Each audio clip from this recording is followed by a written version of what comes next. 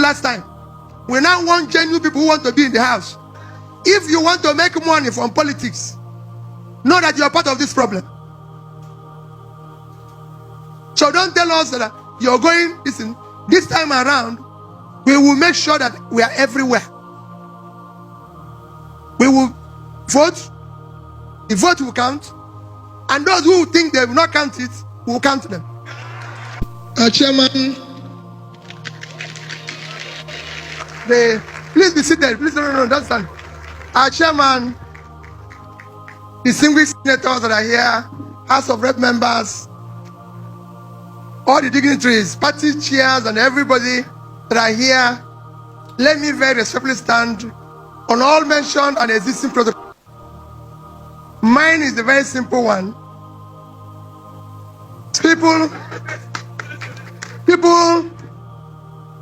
I only knew about this book and the book launch just about 2 weeks ago. When Ike came to me and said, we are going to do the launching of this.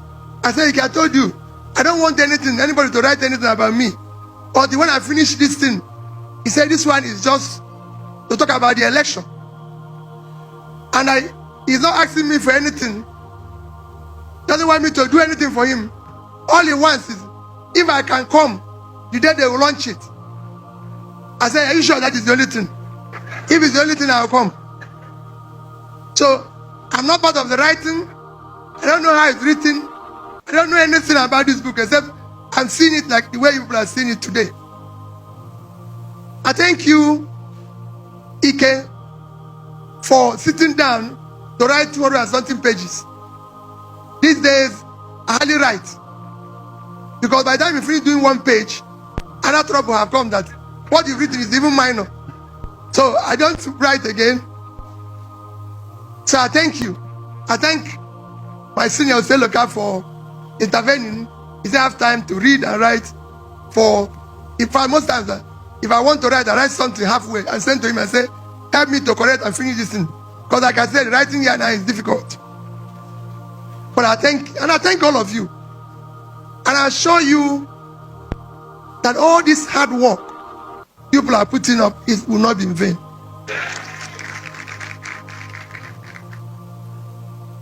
Hey, all of us know that we must work hard to dismantle this crime scene called the country now. Because there's no way we will be able to survive with this. It is impossible. Coming here this morning, I went for a short interview and somebody was asking me something. He said, so when will you take holiday? The holiday? The way this country is today. When will you celebrate this or celebrate that? I said, the way this country is today. And it's impossible. He gave me an example of somebody who went to do this, do that. I said, let me tell you. She didn't even know. I said, let me tell you. Go and read the Titanic. When it was sinking, some people were on upper deck. They didn't know it was going down till everybody. Because those who are dancing now don't know that the plane is sinking. When it comes, it will consume everybody. Nobody will be safe. Whether you're very rich, whether you own all the house in Abuja, all the house in this thing. I've been to places that have better buildings. I've been to Beirut, Afghanistan, where they have lovely buildings.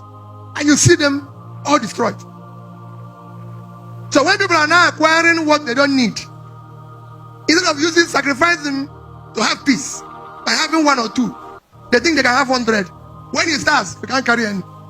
You'll be running with you'll be running, can I be safe? Everybody will end up being in refugee camp. Today in Nigeria, we're not at war. Nigerians are in refugee camp in their own country. Nigerians are refugee in Chad. Nigerians are refugee in Cameroon. And we are not at war. The only reason is that we don't have a government who cares for the people. People are being killed daily. Nobody goes to say to them, we're sorry. Nobody visits them. Nobody cares. All you get in Nigeria is that some people are rich so they can afford to celebrate. We're not going to where we're going to do celebration, close street, do this and everything. So please continue to sacrifice. That's all I can beg you. Continue to do what is possible in your own little way to support. People are being killed every day. Nigerians are dying every day. What we are doing is to use the resources. I visited so many primary health care where there's no toilet, where there's no nothing. All we are doing is to use resources to build, renovate house, renovate the building, build the mansion, do this and everything. That's all we are doing. They make you local government chairman. They make you governor. They make you president. Vice. All you want to do is to renovate a house that doesn't need renovation. So you'll be more comfortable at the expense of other people. It's to go and build conference center in a place where women are dying. And so you saw the reports by the latest report that the worst place to give birth is in Nigeria. People are dying every 7 minutes. Yet, we have all sophisticated building, all mansions. And that is what we want to dismantle. So that it will be good for everybody. I'm only thanking you people for your commitment, staying on, and assuring you people that if we work together, we will dismantle them. Go back to your villages and tell them that what we have today, we must gang up to remove this because it's not sustainable. It is not sustainable. People will come as usual with grammar, telling you story. Please ask about their background.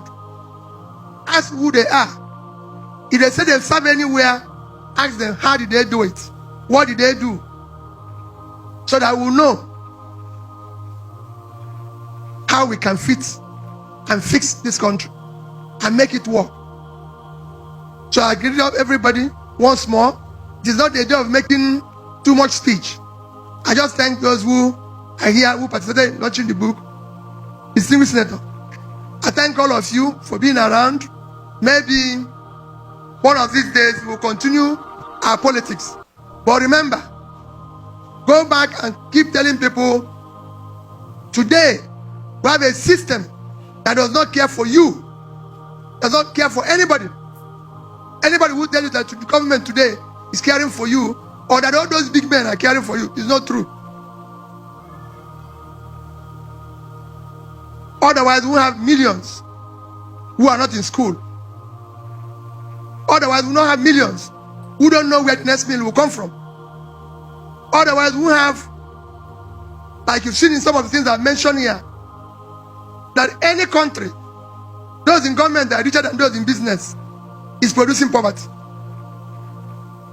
Because a simple definition of money is that it's the exchange of value.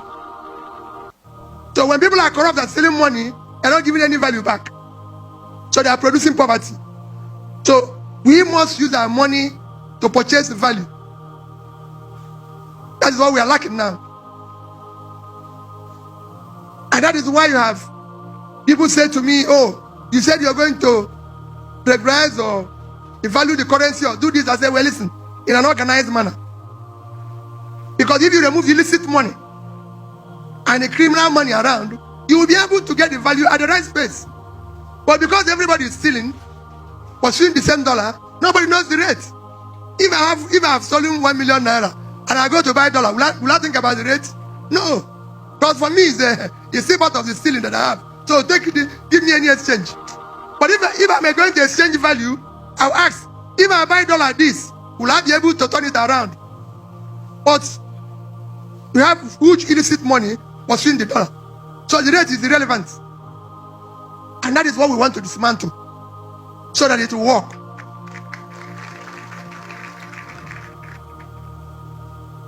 They remove fuel subsidy. They say, I will remove it. But I said consistently that I first remove the criminality in the subsidy. Because if you remove the criminality, today fuel would have between 500, 600, and dollar have no reason to be above 1,000. And from there, when you start production, it starts coming down. It's a simple thing. It has happened in Angola, It has happened in Angola. It's actually happening in Ghana now. If you follow Ghana, by December, their money was 14 plus something to the dollar. Today it's about 10 something. Because they're now beginning to see a transparent government. That's how exchange is. It's confidence. But when you have illicit money, stolen money, chasing it, it will not work. And that's what we want to dismantle. So I thank all of you for being part of Ike's book. This is not me. I haven't written any book because by the time I write my own, I would have finished all this and start telling people how we go from Abuja to Kafanchan to this. Because all these people are not moving around. We now have a system that is totally unproductive. I was telling somebody in a car who was driving to Kafanchan, I said, to tell you how, whether this country is producing anything or not, let's mark the number of trailers we pass on the road. Ask Tanko them. We didn't pass any trailer. I said, so you don't have rail. The trailers are not passing carrying goods. That shows an unproductive country. Because every other country, you see trucks carrying goods. But we didn't meet trucks carrying goods. We didn't see rail carrying goods. They built rail. When people say colonial masters, I disagree. The problem is Nigerian masters. Colonial masters came here and built rail to Kafanchan for ginger. We destroyed it. He built rail for Kanu, rail to Medugri. Everywhere rail went before was source of agricultural product or manufactured product. We just shut it down because we're taking granite from Kanu. So where are those rails? They are not there. Trailers are not there. We're now hungry. And every day, people are begging for food.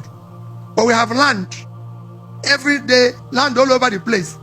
So I thank all of you for being part of this. Let us continue to sacrifice. We didn't do last time. There's no shortcut. We now want genuine people who want to be in the house. If we use shortcuts, if you want to make money from politics, it is sacrifice. Know that you are part of this every day. We must continue. So don't tell us that we're going to look for people all over. This time around, those who will be in House of Assembly, we will make sure that we are those who will be in House of Representatives, those who will be in this, we will. It is important. The vote will count, and those who think they will not count it, will count them.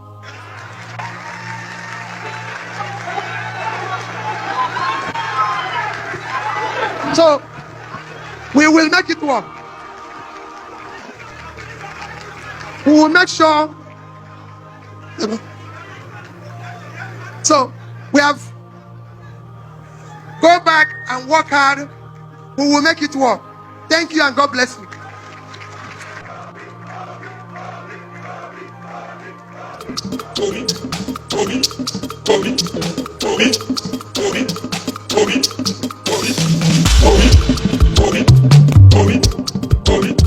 Obedience is better than sacrifice. Obedience is better than sacrifice. Hold on.